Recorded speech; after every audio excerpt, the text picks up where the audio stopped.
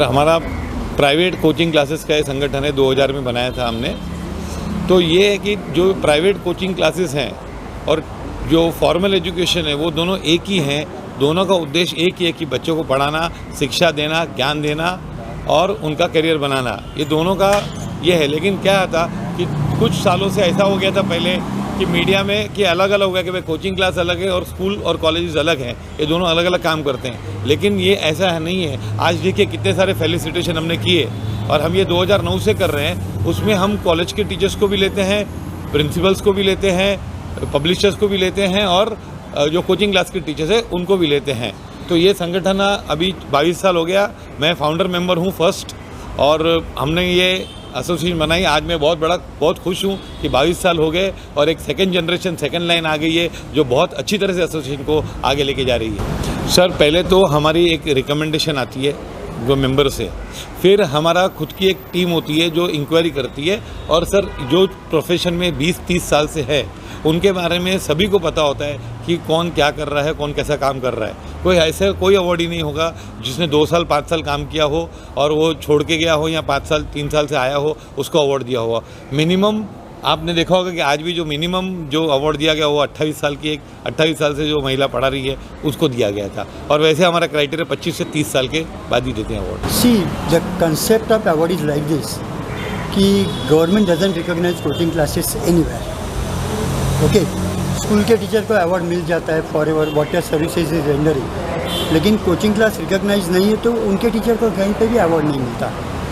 तो उस हिसाब से हम लोगों ने सोचा चलो भाई जो कोचिंग क्लास इंडस्ट्री को सपोर्ट कर रहे हैं उन लोगों का सम्मान यहाँ पे होना चाहिए। बिकॉज मुझे लगता है कि आजकल के दौर में coaching class is a supplementary system. अभी आज सब बच्चे हैं, भाई है, बहन है, कोई ना कोई किसी ना किसी कोचिंग क्लासेस में नॉर्मली जाता ही है। So I think coaching class is a need of the hour. तो ये सोच के हम लोगों ने देखा कि भाई गवर्नमेंट अगर कोचिंग क्लास टीचर को रिकॉग्नाइज नहीं कर रहा है तो हमारे लोगों को हम लोगों को ही रिकॉग्नाइज करना चाहिए। इसके लास्ट 7-8 साल से ये हम लोग कंडक्ट कर रहे हैं। तो उसमें हम लोग क्या करते हैं, जो सीनियर टीचर जिन लोगों ने 30 ईयर्स का सर्विस दिया है कोचिंग क्लास इंडस्ट्री को, उनको हम लोग यहाँ से फेलिसिटेट करते हैं। थोड़ा आउट ऑफ मुंबई जुड़ने के लिए मुंबई के बाहर जो कोचिंग क्लासेस है उनके पास से कोई एक टीचर को हम लोग लेते हैं। देन हम लोग जो पढ़ाते हैं किसी ऑथर के बुक से पढ़ाते हैं, तो हमारे टीचिंग में उनका कंट्रीब्यूशन तो है। तो इसके लिए हम लोग ऑथर को भी इस फंक्शन में हम लोग इन्वाइट करते हैं। और प्लस इन सब को सपोर्ट करने के लिए हम लोगों को बाकी लोगों का भी सपोर्ट मिलता है। जैसे हमारे स्पॉन्सर्स है, आप जैसे लोग हैं जो हम लोगों को सपोर्ट करते रहते हैं। तो this is our biggest function. So because of that हम लोग उनको यहाँ पे फेलिसिटेट करते हैं। तो that is the object for this. My name is Rajesh Kasat. मैं सेक्रेटरी हूँ इस संगठन का, महाराष्ट्र क्लास ओनर्स एसोसिएशन का। ये हमारा 2nd ईयर इस टीम का चल रहा है। एंड हमारे संगठन में हर 3 साल में नया टीम, नए लोग ऑफिस बेरर्स बनते हैं। तो मुझे मौका मिला last year as a secretary बनने का। ये संगठन क्लास ओनर्स ने क्लास ओनर्स के बेनिफिट के लिए बनाया है। जैसे हम कह सकते हैं for the class owners, of the class owners and by the class owners. क्योंकि कोचिंग क्लासेस को गवर्नमेंट की डायरेक्ट कोई मान्यता नहीं है। इनफैक्ट काफ़ी सारे ऐसे मुद्दे हैं जिसके ऊपर क्लासेस चाहते हैं कि गवर्नमेंट उनको मान्यता दे, बट गवर्नमेंट के लिए कोचिंग क्लासेस एक पैरेलल एजुकेशन सिस्टम बन चुका है।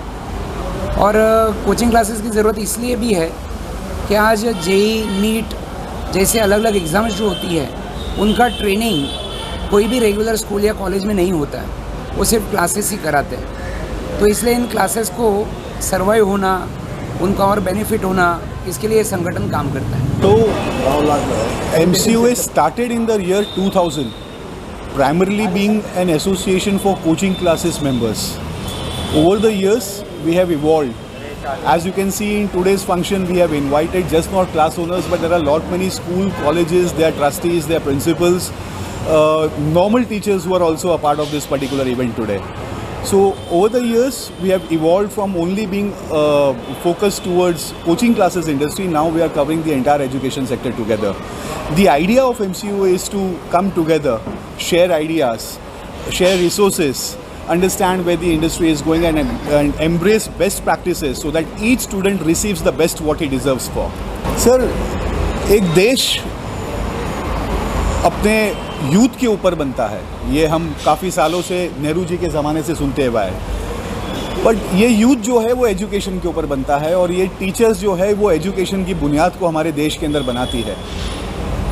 अनफॉर्चुनेट सिचुएशन है कि उतना ध्यान जितना देना चाहिए इन टीचर्स के ऊपर उतना ध्यान जाता नहीं है। हमारा ये एक कोशिश है जहाँ पे हम हर साल टीचर्स को बुलाते हैं और उनको सम्मानित करते हैं। We reward them and we definitely acknowledge their achievements and their contributions to the society to take this youth of the country into a different direction all together. Keep building, we have got just one job to do. भगवान ने हमें, ऊपर वाले ने हमें खाली एक चीज़ के लिए बनाया है कि और बनाते जाए, और हमें उसी चीज़ के ऊपर फोकस करना चाहिए। जब हम बाहर जाते हैं, जैसे अभी हम इंटरव्यू दे रहे हैं, तो आजू बाजू में से काफ़ी आवाज़ें हैं। Our objective is to shut out that particular noise and focus on the task we have got at hand. And that particular task to our community is to build our nation, and that is what our focus should be. जय हिंद। अब main stream में लेने की बात करूँ तो sir, तो इसका सिंपल सा सोल्यूशन है सर। अगर आप मेरे से पर्सनली पूछे, क्योंकि हम एजुकेशन इंस्टीट्यूट चलाते हैं सर, मैं ऐसा नहीं मैं बोल सकता, क्योंकि सर बहुत सारे आज CBSE स्कूल्स यहाँ पे मुंबई में भी होंगे, तो सर कोई सर सांगली में भी हो सकता है सर, कोई यूपी के कोई गांव में भी हो सकता है। बट सर जब तक हम वैल्यू एजुकेशन पे सर हम काम नहीं करेंगे सर, तब तक सिर्फ बदलाव नहीं आएगा सर।